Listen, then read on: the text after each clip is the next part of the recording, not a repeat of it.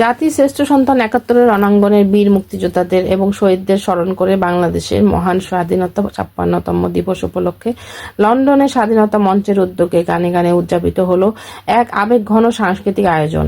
বিলেতে বসবাসরত মুক্তিযোদ্ধাদের মঞ্চে আমন্ত্রণ জানিয়ে ফুল দিয়ে বরণ করা হয় এবং তাদের মঞ্চে রেখে রণাঙ্গনে তাদের অদম্য সাহস, আত্মত্যাগ ও সংগ্রামের ইতিহাসের প্রতি সম্মান জানিয়ে উপস্থিত সবাই দাঁড়িয়ে নীরবে তাদের প্রতি শ্রদ্ধা নিবেদন করেন।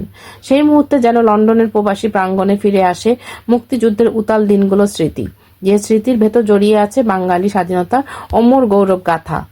বৃহস্পতিবার ২৬শে মার্চ পূর্ব লন্ডনের একটি হলে স্বাধীনতা মঞ্চে আয়োজন হলো হল ভর্তি দর্শকদের উপস্থিতিতে। স্বাধীনতা মঞ্চের দুই সংগঠকের আন্তরিক প্রচেষ্টায় আয়োজিত এই অনুষ্ঠান প্রাণবন্ত উপস্থাপনা করেন অন্যতম সংগঠক উর্মি মাজাহার। অনুষ্ঠানের শুরুতে স্বাগত বক্তব্য রাখেন আরেক সংগঠক, সিনিয়র সাংবাদিক এবং সাপ্তাহিক সত্যবাণী সম্পাদক সৈয়দ আনাস পাশা।